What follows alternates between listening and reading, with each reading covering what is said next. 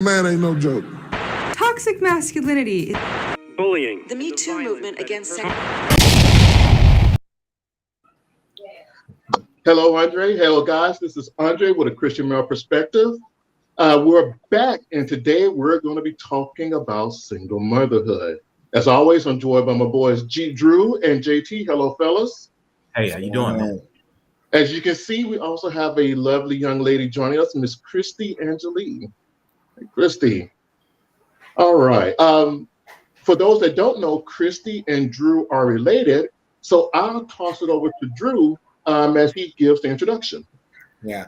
This is my sister, my baby sister. So she's here on the platform sharing with us today, just the experiences that she's been through and what she has done as a single mom.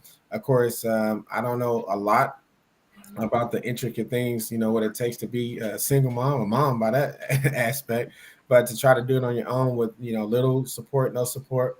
And I can honestly say that she has inspired me in so many ways that she doesn't even know because of the things that she's been going through.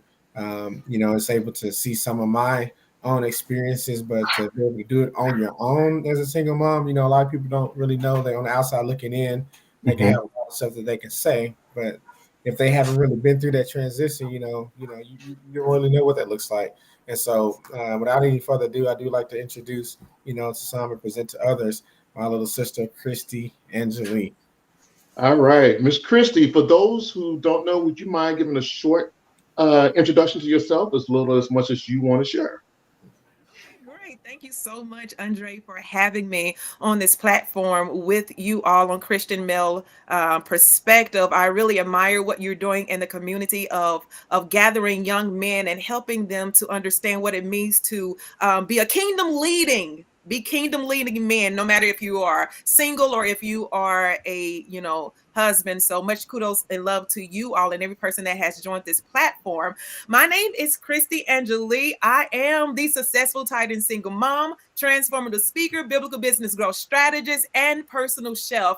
I help empower BIPOC single moms, and not only BIPOC single moms, but single fathers as well, to reclaim their life of abundance and understand that they have an I can. Jeremiah 29:11 is still for you on today. It doesn't matter if you are in a traditional home with husband and wife, or if you are as myself, a single parent. That doesn't make void the promises of God over your life. And I help single parents to change their story, reclaim their life, and live their utopian world.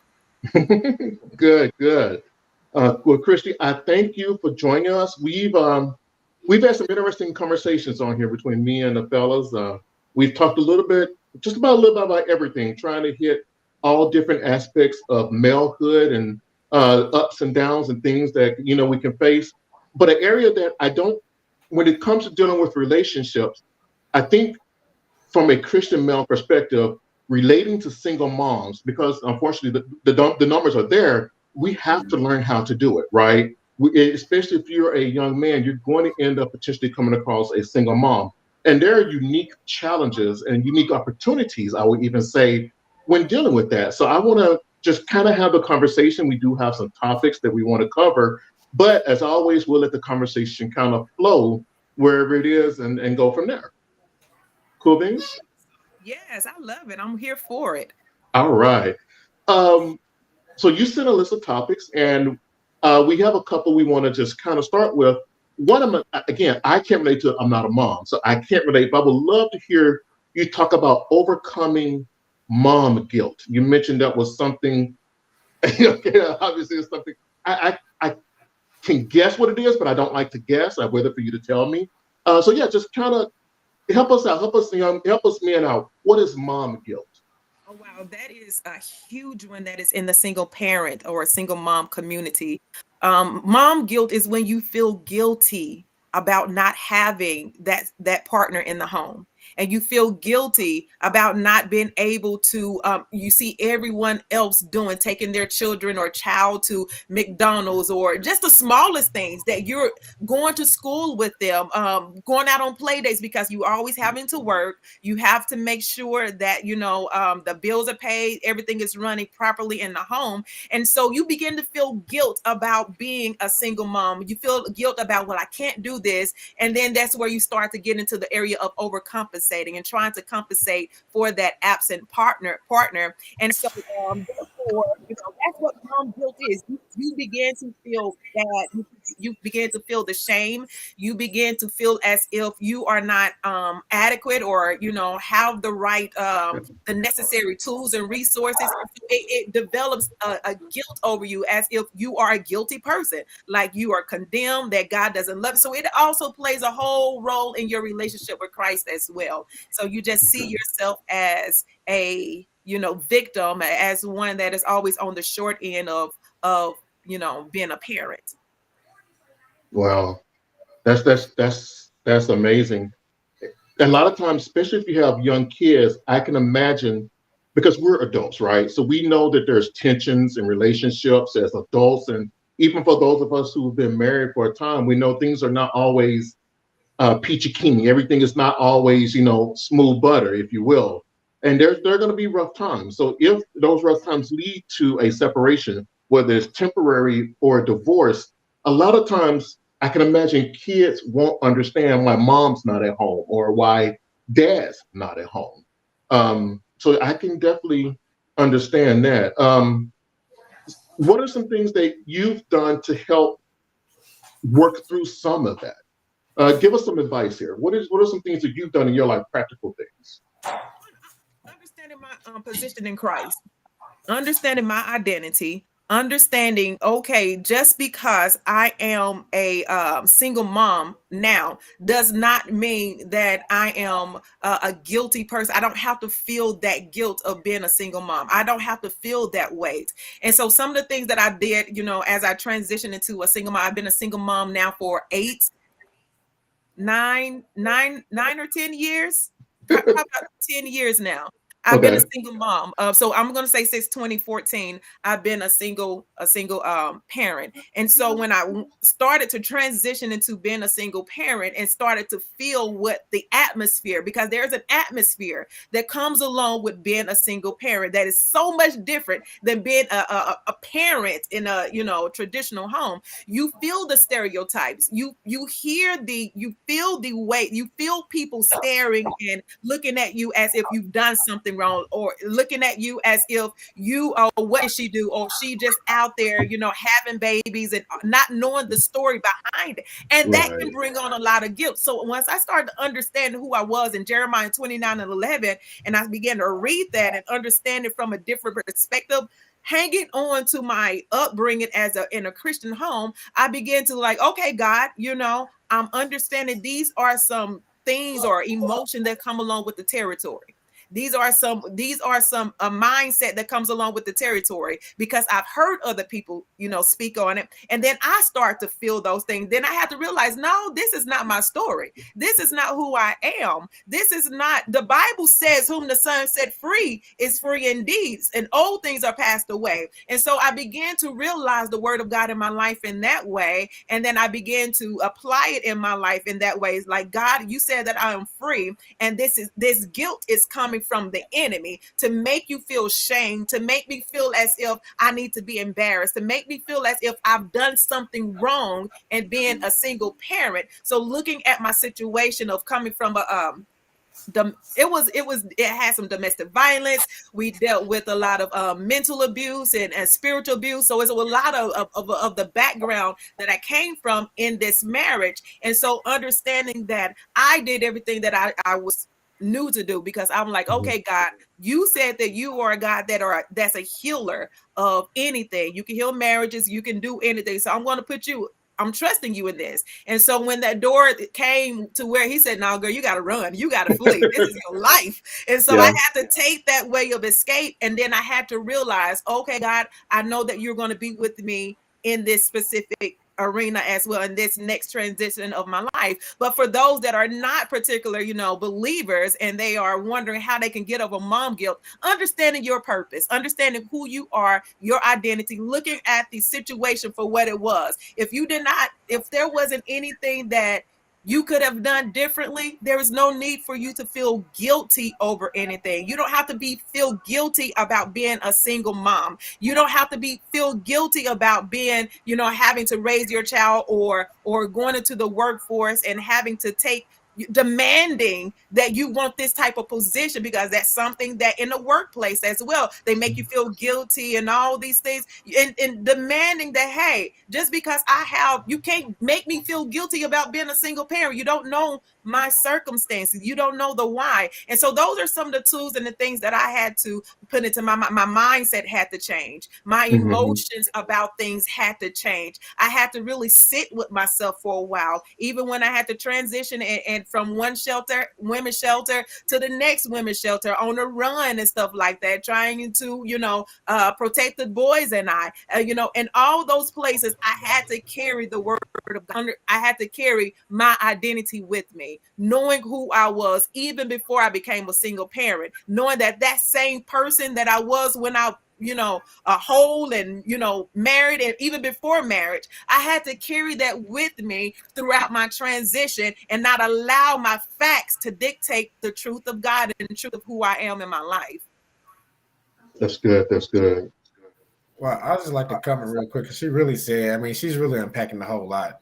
And I know being on here on this platform, Dre and John, we've been talking a lot about, the man's role and his responsibility in the household. And then to actually hear it from someone who's been going through that transition and to really kind of feel the weight of what God is really charging us, to do. And that's another thing I would say too, is just the trick of the enemy, man. He wants to destroy the household. That's what he wants to do. That's his goal. That's his agenda. And kudos, some people, they got it right. They, they got the perfect marriages or they got the perfect situations, and, they can get through everything. And then there are some, we battle things, we struggle with things and trying to figure out, again, like I like how she said about the identity, because I feel like that's one thing that the enemy really tries to destroy in the man, is to take away his identity. And if you could take away his identity, he doesn't really know who he is anymore. And then society, of course, they're always going to, they're so stereotypical about how the man role is anyway. And that's what a lot of men do. They feed into that role what society says, and they lose who God really wants them to be, to be that wholesome person in the household. And the enemy, he uses every little thing that he can in order to make that, statement true and to put that stigma on that, yeah, you just like everybody else. So again, just hearing it unpacked is just making, me feel like more of what my responsibility is, even going through those tough situations, because it's not going to always be perfect. And some of us, we deal with real stuff to where it is weighing on our minds, and we're just trying to figure out, okay, God, how do I transition through this? Like, I'm hurting, I'm going through some tough times. How do I continue to keep you first? How do I continue to protect my family, to provide for my family while I'm getting myself together in a sense? Anyway, I think Christy brought up a valid point too, that we have to remember. You can hear that in her voice when what she was going through, when she talks about the mom guilt. So many blessings can be ignored when you're going through that mom guilt. Like she said before, if she didn't have the Lord, then she probably wouldn't be able to move on. Because she's looking to Lord Jesus, that higher power, right, to give her that guidance and things of that nature to figure out what was going on. Because realistically, as a woman, she shouldn't have to endure all that. She shouldn't have to take on the role of a man and a woman, but she's doing that. So that pressure on the single mother you either going to fold, or you're going to look to God to have a spiritual relationship, and he's going to bring you out of that. So that's why it's so important when we talk about the Christian male perspective, when we talk about having that higher power. It's also important for the single mom to have the higher power, because they're taking on the role of a man and a woman, trying to raise two boys or trying to raise their children. And we talked about that, the role of a man, Mm-hmm. how he's supposed to come in, how they're not supposed to have the mom guilt because that male is supposed to take over, provide, and protect so they can do the things that they want to do, so they can feel provided, so they can spend more time with their children. And when they don't have that, it forces them to shift and it forces them to take over both roles. And you can't do those equally without sacrificing something. So if you don't have that relationship with God to say, hey, I know my identity. I did everything I could do. It's going to be hard for any single woman to make it through. And that just shows Christy was able to do everything she needed to do to go step by step, to prosper, to still succeed, to still raise her children. But as a man, we need to recognize that. Any man that sees her needs to recognize that and see that, okay, she's taking on so much, Mm-hmm. she's doing all these things. And I think that's the most important thing, is not only the Christian male perspective of how we're supposed to be, but also recognizing the hurt in a woman as well. To say, Yeah. okay, I see where Christy has been doing this and doing this. And if I'm going to be the male that wants to be with her, I'm going to lighten this load. Yep. And that So- kind of leads. Go ahead. I said, and that's really, what we're talking about. We're talking about Christian male perspective and how Christian males think and how a real Christian male should even approach, different women, women with kids. There's a certain way you have to approach a woman with kids, but you have to know what the role is of a man first. Yep. So So that that leads- way you recognize that. And so that leads me kind of, Christy, you brought up something, and like I said, I don't want to get too personal. So I'll let you kind of guide how little as much as you want to say.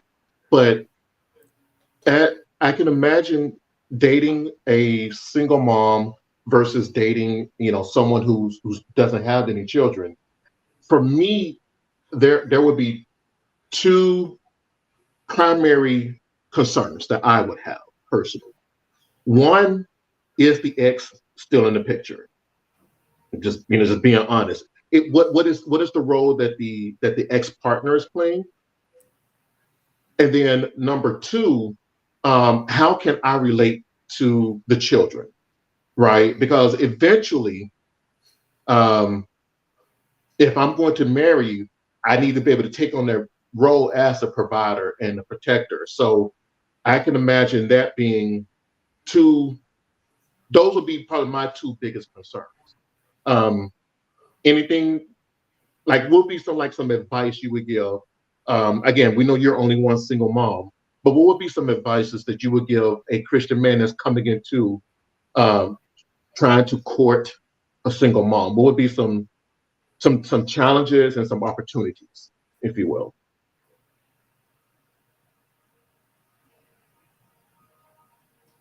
Guys, did we lose her? I think our connection is in and out. Drew and JT, you guys still on? Yeah, Yeah, I'm still on. I think her connection may be sketchy because I saw it like freezing up. So I did. Yeah. So while we're waiting on Christy to get back with us, if she'll jump off, what would be some other challenges or opportunities that you guys could think of? Those are the two that came to my mind. yeah, If I was, in my young 20s, 30s, dating a single mom. Well, like I said, I talked about it before, but we've been talking about how the male, this generation thinks that it's 50-50. yeah, How can a woman with kids, it be 50-50? Yeah. It actually can't. That's why you have to recognize your place as a male, what you're supposed to be doing. So the understanding, and things of that nature, because, man, some males, they might look at her and say, oh, okay, yeah, I'm willing to do whatever, but that's not really true. Are you really willing to do that? But you have to understand it's not willing to do it, it's what you're supposed to do. Yeah. And I think that would be a challenge. Understanding is a challenge. Accepting the kids role will be a challenge. if you have a, you know, ex that's not involved, that could be frustrating Yeah. for, you know, especially if he's causing problems, right? You know, that could be difficult. I know men that have broke it off just because the ex was just out of control, Too much to deal with. too much to deal with. They just didn't want to deal with it. So it's a That could lot be of that. things, that's going to be a challenge, an opportunity. And, you know, all those things happen frequently, unfortunately. You know, Unfortunately, the yeah. easiest, to be honest with you, the easiest thing to walk into is when you have a single mother with kids and the father is not even involved. Yeah, I can see that. It's less. It's almost less drama in that sense. It's the easiest thing. And unfortunately, 60%. I like that. But I can right guarantee now, I mean, it's an unfortunate statistic. Right now, we're looking at, I think it's between 70 and 80%. The fathers aren't there. Now that could be for now, and that so that number. So you got to be careful. Um, you have to be careful because it's when you look at that number. I know it's particular. I know a few guys who are very active in their kids' life, but they're not married to the mom just because they couldn't get along. It is what it is, right?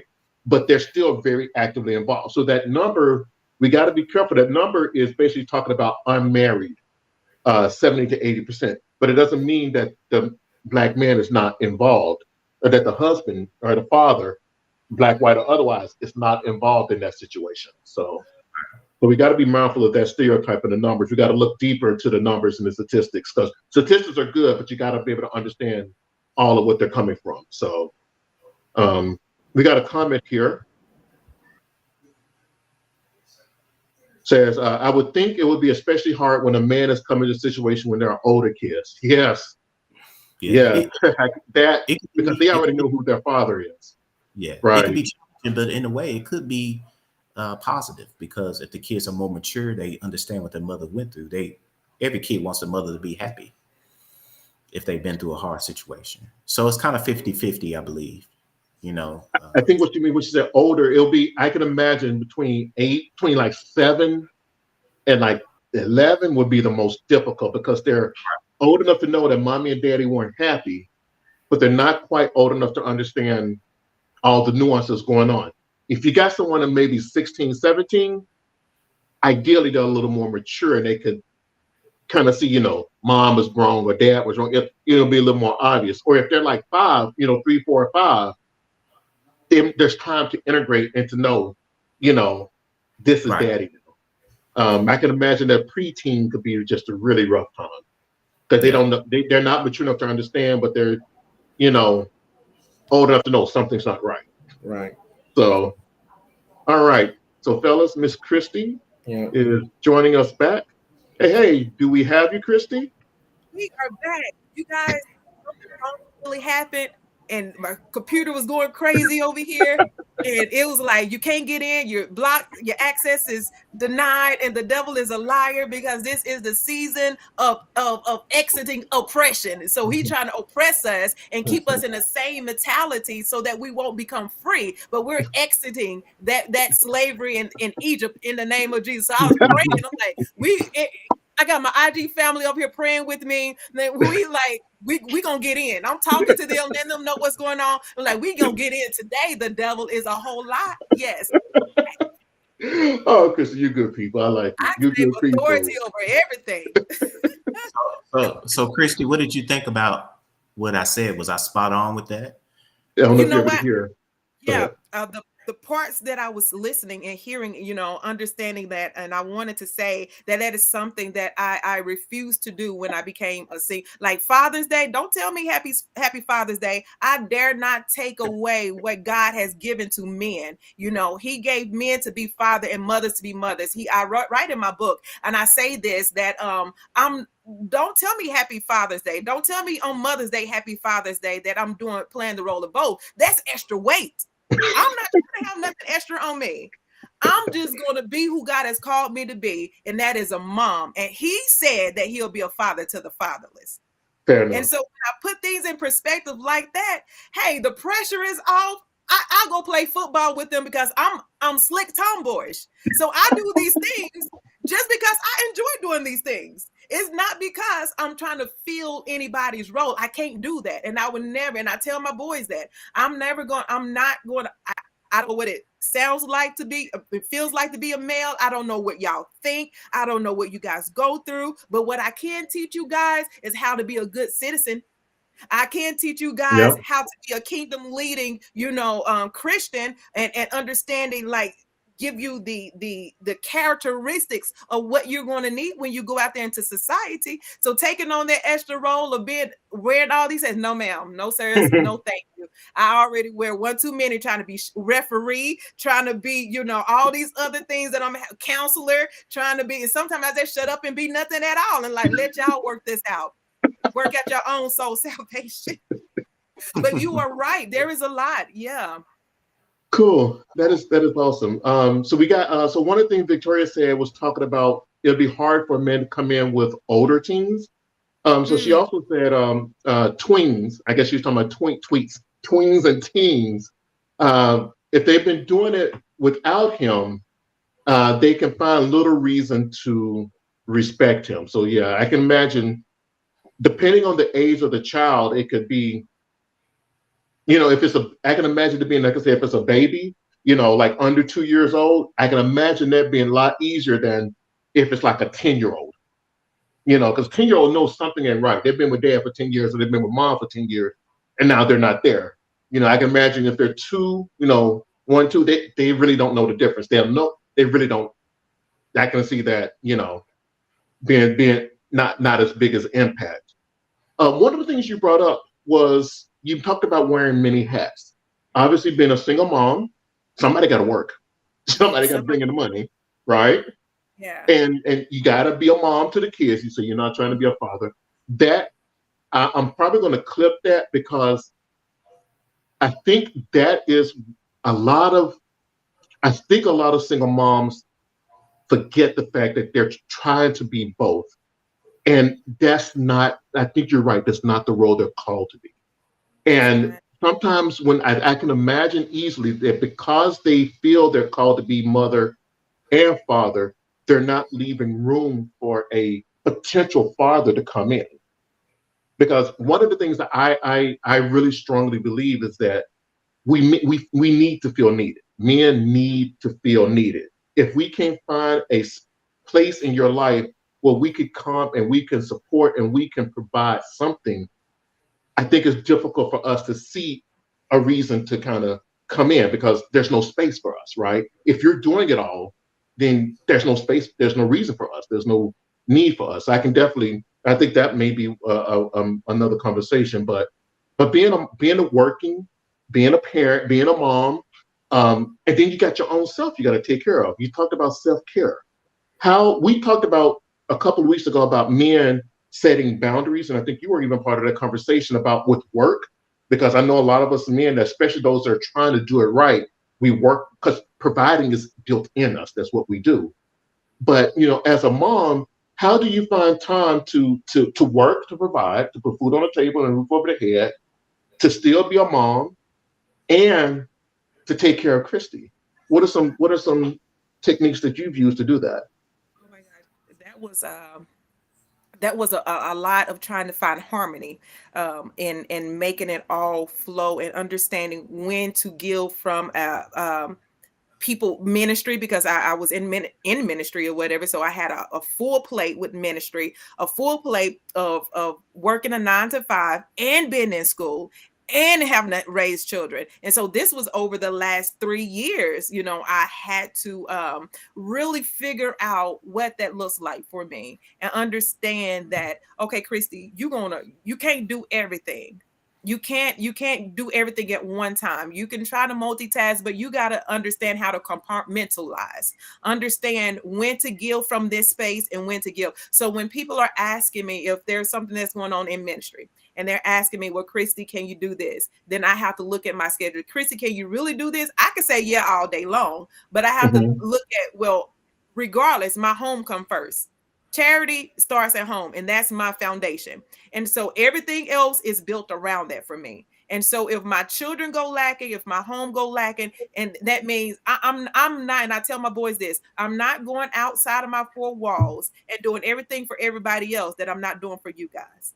If I can't do it for you guys first, everybody else gonna come last. And so I make sure that I am well enough for them, well enough to, if my attitude and all that stuff, I'm not going to go out there and put on a smile for everybody else if my I don't have a smile for my children. And so I have to check myself at home and making sure that, okay, well, that means, Chrissy, you need to make sure you're in bed at a good time, making sure that, you know, I put my phone loves D&D. I just want y'all to know that. That's my favorite. It's on D&D like all day, every day, until certain times I set out certain, but I make sure that when I'm home with my boys, I'm home with my boys, and I work from home anyway now. But when I was working a 9 to 5, you know, I would make sure, okay, I'm doing all of this, you know, at work, and then I leave work at work. I leave that. I have to do a transitional prayer when I'm leaving. When I was leaving from work, I was doing catering. And so when I was leaving from work, I would have to do a transitional prayer. One of those, okay, God, I'm getting ready for my next phase, my part 2 of my day of being with my children. And so with that said, I have to make sure everything that happened throughout the day, I'm not bringing it home, so I could be there with them, be in the moment with them, be in that space with them, and not be telling them I'm too tired to do that. I don't tell them those things. I make sure that, Chrissy, let's get yourself together, because you know this is your life right now. It's only temporary, you know, but this is what you have to go through and deal with. And so now you got to learn how to appropriately work in your capacity that you have. And so when there's trips that people with my sisters and stuff, things that they want me to do, listen, you guys, this is my life right now. And if I can't do it, I just can't do it. But my family do come first. So I make time for it, not only just for my children, but for my family. And then everybody else. It's like, that's my mindset. And so making sure that I come first in that, meaning that I need to make sure that I'm rested up. I work out, you guys. I eat right. You know, I'm vegan.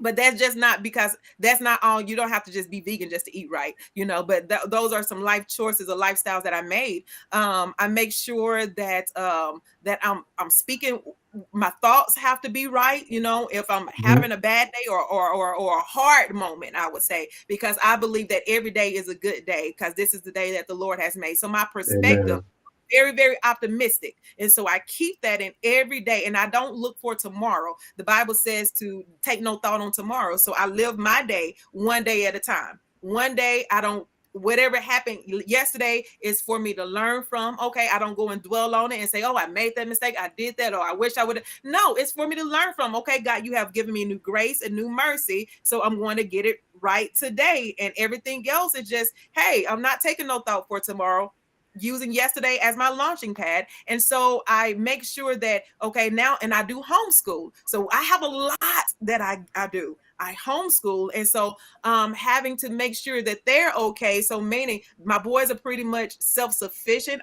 They have a homeschooling program they use that they can do it on their own, but when they need my help, I'm there with them, making sure that I'm helping them. I have my time. I make sure that, hey, listen, boys, this is my calendar and this is my schedule. If y'all want me to be involved with whatever you guys got going on, you have to talk to me and tell me, because this is going to help me to stay, you know, organized. And if y'all throw last minute things up at me, we just can't. I'm sorry. We can't do it, because right now my life is, I have to be on a schedule so that everything can work, so that everything can flow like it needs to flow. And there may be those spontaneous moments in that I do things like, okay, well, you know, this is so since I'm a full-time entrepreneur, you know, I make my schedule and it fits around my family. You know, I'm working for myself. I can do that. And so that means, all right, boys, still, just because I'm working from home and doing this doesn't mean that you guys have the right just to always need me, always be there. It becomes so easy to have, easily accessible. So sitting down and talking with them, having conversations with them, and letting them know where we are in every area of our life, you know, financially, emotionally, spiritually, you know, mentally, and all these things, and where we're going, what needs to be done right now to get to point B, and making sure we're all on the same page. Even when it comes to, you know, just other things, vehicle, whatever it is. And so when it comes down to outside people, I have that same schedule. Listen, you could be mad at me if you want to, but this is my schedule. I have to be on this schedule in order for everything to work properly, everything, so I can flow, understanding what I can and can't do, taking off things that is too much, like, Christy, you can't do this. And this took some years of learning. It took some years of, okay, what do I want my life to look like? We have a family plan up on our wall, and we look at that family plan, and we operate, I try to anyway with them, operate that family plan and our organization of like, and it's not always we're not so rigid to where there is no flexibility and stuff like that. And so just understanding, okay, day by day. And then the first thing I do is always wake up and pray and ask God, what do you want for my day? Because the Bible says a man plans his way, but God is the one that gives order. And so when I have these things set up, even when it comes down to my business and what I'm doing, God, what do you say? How do you want? And then I have to give room. This is some things that I learned from Drew. Have to give room for what God says and how he wants things to go. Because Christy is a goal person. And if I have a goal, it's like, Lord, no, this is what we're doing today, Jesus. Instead of allowing Jesus to take the wheel, I take the wheel and say, Lord, you follow me. I'm just trying to help somebody today. Christy, how do you, I'm curious. So got two questions for you. What type of man is your ideal man, and how do you want that man to approach you? Oh, how do I want a little bit on the spot there. Let's see, what type of man is my ideal man? Honestly, I haven't really given a lot of thought to that, because when I told my mom this the other day, when I transitioned into being a single parent, my focus was, because I didn't really understand the whole single life altogether, because I was, married young, from my mom's house. Then when I went to school, I was living with other people. Then I ended up getting married a few years after. So it was like house. And I didn't have that space. I probably had like a year or two and so I decided, like, I am going to be this bomb, like this dope single parent for Christ. And so that has really been my focus. But over the years, as I have, started to learn more about Christy, and then learn more about dating and men and all these things, I have began to develop okay, God, this is the type of, influential spouse that I want. Someone that understands what it means to be kingdom leading, understanding what it means to, be in ministry as a couple, not in ministry as in working in the church, but what it means, what marriage is all about. And that is a ministry in itself. And so what does that look like from their perspective? They have to be a person, I'm not going to say have to be, but a person of integrity, a person that, have great work ethic, someone that understands, like, all right, we're all in this together. There's no big guys and little U's. I'm like, whatever my hands find to do, let's do it. In the home, whatever our hands find to do, let's do it. So if you're looking for more of the outward appearance and all that stuff, tall, dark, and handsome, with nice hair, good teeth. But those are some things, some qualities that I'm looking for, that knows how to, they're not intimidated. They're not intimidated by success. They're not just my success, but their own success, because I am a pusher. And if I see potential, and I see, if I'm praying and God is showing, you cannot be intimidated to do what God has called you to do, because I'm going to push you into that. Like, hey, listen now, this is what God has called you. And if you're feeling it, let's do it. So they cannot be intimidated by, the success that God wants them to have. And just to understand what loving and all the, I guess, the girly things that girls be wanting. I don't know. Somewhat emotional security. confidence. Yeah, Yes. all of that, being secure, the girly things too. But it's really the, the foundational quality, I'm looking for. Are you made of the good stuff, of the right, you just can't come up and approach me. I mean, I'm open to, like, if you coming and talking to me and you say some lame pickup line, I'm not going to shut you down. I'm going to laugh with you, so approaching me or whatever the case may be, we're just going to laugh. We're going to play. Okay, that was stupid, but all right, now let's try it. That's all. Let's see. You got a good sense of humor, okay? As you see, I like to laugh. I love to. Life is short, okay? You spend all your life looking like you done sucked on a lemon, then life pass you by. You know, as my brother said, and as y'all know, I've been through too much, and I understand the quality of life is important. So yeah, so he just, I guess the same as the spiritual level, spiritual wise, you have to, as I always refer to, I think Matthew, when they were getting ready to decide on who would be the next disciple, and they were casting lots. There was two that was they were very well qualified, but there was only one that was anointed or purposed to fill that spot. And so that's something that I hold on to. God, even though they can have all the qualities that I may be looking for, but God, what do you say? What is it that for whatever purpose in ministry, having vision and understanding what my life is all about, but also, God, what is it that you want me to come into their life so that we can do together? So it's not about coming in and helping me to achieve, but it's coming in and me. All right, I'm going to find whatever my hands find to do in your life. We're going to do it. My boys say I'm always doing something. So, hey. Yeah, no. That's good. Yeah, so that's the reason I asked her that. Is, we've been discussing a lot of things in that Christian male perspective lately. And, Christy just told you exactly what she wanted. And it basically goes back to all the lessons that we talked about. When we talk about providing, we talk about being a leader. We talked about the spirituality is everything that she named. So I think that hopefully it's some males watching out here, Christy, that wrote those things down and don't find you in the supermarket. You better come right. But it's important, it's important that you that they understand that, because those things are what women want. But it's already a guideline to it already. It's already there. You don't really have to ask her what she wants. We've been talking about it for the past sessions. And if you just read that Bible and you just go by it and you understand it, then you're everything that a woman wants. And she's everything that a man would want, because guess what? She's a helpmate we were talking about. How you're supposed to be on one accord. She's pushing you so you can elevate the family. And we talked about that as well.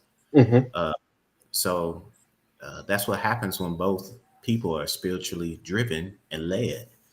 Everything just comes together. So I think that was the reason I asked her that. I didn't want to put on the spot, but I just want to confirm, like, everything that we've been talking about is basically, everything that a Christian woman would want. So one that is sure of themselves, because there are some Christian women that are carnal minded, and they want and they are in these groups of other women, and they are only wanting things, the materialistically, naming things, and not real stuff of substance, nothing that is going to really be beneficial. I don't want to. I hear a lot, and I'm like, y'all are too much. Y'all are too much for me. If you get in your word, and if you understand who you are and know your purpose and your identity, all of this, what you're saying, will change. Your desires will become God's desires. And then he will give you the desires of your heart in a male, because now you are seeking first God, and he is changing your appetite, changing your desires, so that you can become ready for the person that, he is sending to you. And there won't be, there's no good man.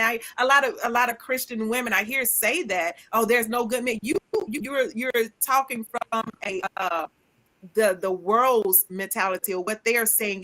It's a difference. And so if you're speaking and understanding from that, then all you will find, you'll be dating the wrong people, because you are not in your word like you need to be. You're not whole and healed yourself like you need to be. And so therefore you're not attracting the right people, the right men, because you're not ready. Honestly, you're not ready for that. You want you're just infatuated with, you're tired of being single. You just want everybody else being booed up. You want somebody to propose to you. You want the wedding dress and the cake. Give me some cake, I'll be fine. Okay. And you just want all of that. but you're not preparing yourself, honestly preparing yourself. You're not fasting, you're not praying, you don't know your word to understand who God has created you to be, and I see that a lot. And it's just like, listen, get in your word, because God says the man is going to find you. He's going to find that wife. He's going to find you when you are ready. And so right now you're not ready. So when your perspective change on things when you really in the word of God and understanding who you are. So one of the things you brought up, you're part of mom groups, right? Single mom groups, it sounds like. Mom group, everybody, right. Yeah. Okay, good. So what are some so you've seen guys that have approached single moms, obviously. What are some of the two-part question. What are some of the biggest mistakes, or I won't even say misconceptions, because I don't want to go to stereotypes, but what are some of the common things you've heard your single lady friends talk about that guys don't understand, or we don't get when we approach the wrong way? And then what are some of the best successes that you've seen? I want to get both sides of that coin, if you will. So that if you have a Christian man out there, and he meets a single mom, to try to know what this is generalities, every lady is specific, but at least give some better guidelines on what hasn't worked, or what are some things to avoid, and what are some things that have worked and that you've seen from the single moms that you've met. Mm-hmm. Okay, I'm going to talk one, because I've experienced this, with everything that I have going on in my life. This one guy, he was a photographer, and he wanted to talk to me. And it was a couple of years ago. He wanted to talk to me, and I began to, I got this going on, and all this stuff. And, and so he asked me, well, when will I have time for him? Oh, okay. So he didn't see where he was going to fit in my life, but so the lack of understanding, that comes from a male dating a single mom, be more understanding that she is the only person. She's 24/7. I got a question then related to that. Is it almost that the single mom has to be wanting to make space? Does that make sense? Maybe that's kind of what I'm thinking. If she's at a point where she's 24/7 and this is her focus, and she's not ready to make space in the time schedule, then I can see it being difficult to happen. That would be difficult. And then I was if she's not ready to make space, then that's on her. Then she's not ready, so he could move on. But then I've also dealt with people, or a guy that I was making space, but they didn't like being on a schedule. So they didn't want that, oh, let me schedule you in, or they felt like they were a client or whatever. I'm like, that's not the case. It's like, this is how you got to understand how my life is flowing, or how a single mom's life is flowing. And if they are setting boundaries, or if they have this, and they're trying to work and be flexible, you have to be willing to see it from their side as well. And so it's a two-way street right there. Mm-hmm. So you got to know, okay, if she's trying to, make space, then you got to be willing. The guy has to be willing as well to not feel as if, oh, I don't want to be on your schedule. I want all the time. You can't. That's not fair.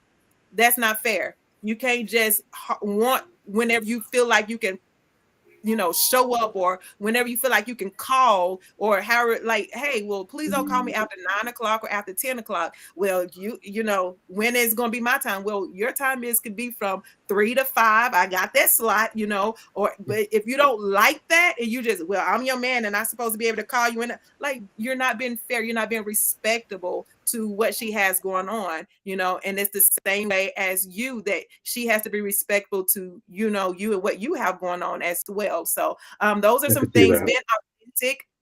I've heard a lot of single moms say, hey, this is sad, but a lot of guys have been trying to get with single moms because they already got children, and they just think they're easy. So I've heard that. I've been in that, yep, and they, I get you. You see what I'm saying? So Yep. So They're like easy you're, target that's it. out there in the It's street. Yep. Mhm. And that was some things that I had to experience as well, where I was a prey, and they were Mhm. only one. And I'm like, I will eat dirt before I let you pay for anything, just so you could feel as if you have some type of control there, or I'll Mhm. pay this. I had a lot of guys to throw money in my face. I don't want your money. I will listen. I don't need anything from you. I don't need that, because I understood their motives. I understood the whys behind why they were approaching me and all of these things. So That way. there's a lot of these single moms that a lot of them have turned down a lot of, could be, or because they are, at the end of the day, they were prey. Yeah. Yeah. And the real thing about it is, my wife had children too, but I admired her for taking care of her children. So, when you talk about being on a schedule, there's a real trick to that, is that a man that really wants to be with you will, you won't have to ask him to make time. He'll make time. He'll make it happen. I used to say, hey, let me pick you up, you and your kids. Let's go to dinner. You don't have to cook tonight. Those things that you'll hear from a male that's really interested, he's generally like, okay, yeah, I want to be with this woman. I'm gonna get some time. I'm gonna take her kids and we're gonna go. Hey, let's go for ice cream. Let me get the kids. Or hey, let's go to dinner. You don't cook tonight. I got it. Those type of things where a male is actually, a male should never ask a woman to make time for him. That's usually the other way around.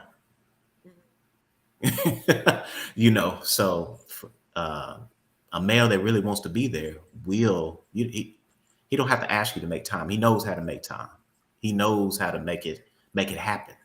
And a lot of those single women that's out there, when a man is really genuine, he might try to do certain things, and if they say no, we got it, he's gonna find another way to do it. Because he's gonna see that you're working hard, and he's gonna be like, I want to help her. Well, she don't want it like this, so I'm gonna do it like this. I'm gonna get creative and do that. So it's other things. I've picked my wife up, before when we was dating, and I say, hey, I gotta go to the store. You want to go in the store with me? And I got her there. I said, hey, why don't we get some of these and get some of this and get some of this right here? And I just start putting stuff in the cart. And then at the end, I just say, I got it. And, and she says, hey, I don't want that. I say, yeah, just give me a home cooked meal. That's all I need. Here, I pay for it. No problem. I got it. So a real man, you don't have to ask. You don't have, he'll never say that to you, because he'll know what to do to get the time. Men are not stupid. If they really want to be with you, they're gonna make time. Even if they might even go to church. Let me go to church with you to make time. I'm gonna come into Sunday school with you and your kids. I'm gonna get time one way or the other. So, as far as a woman not knowing that, they don't have to worry about if a man really is interested. When they find a man that's interested, oh, he's gonna make time. Because one thing about a man, he already knows, in a couple of dates, if he wants to be with a woman or not, or if she's just a side piece, or if she's just prey. That, from the first couple of days, a man does. But he also knows who he wants long-term within a couple of days. And he's going to treat you as such. He won't treat you like prey. He's going to do things that's different, so my advice is coming from a man's perspective, even for the single mothers out there that's watching, you never have to ask a man that's interested to do anything. He's going to do it anyway. So The one thing,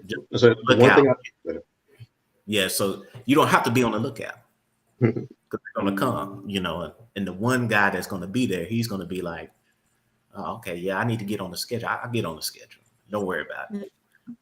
We'll be seeing each other again. So, Right. So, That Christy, part.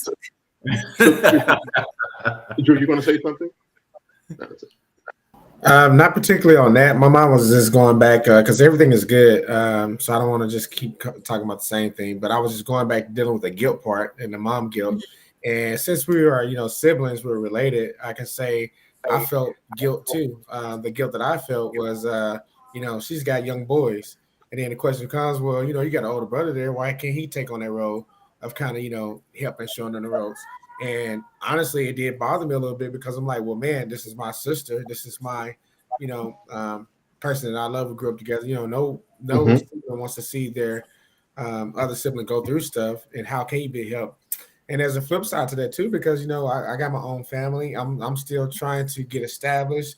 I was still trying to get things settled. So it's like, and it's easy to feel that guilt. Man, you should go pick up your nephew. I heard it, a lot of times. Well, you should go pick up your nephew. Your sister should be doing. You know what I'm saying? It's like, well, it's easy for you to say, but it wasn't as easy to do. There's many times I wanted to go get them. Sometimes when I'm, cutting the grass or something like that. But it's like it's easier, man.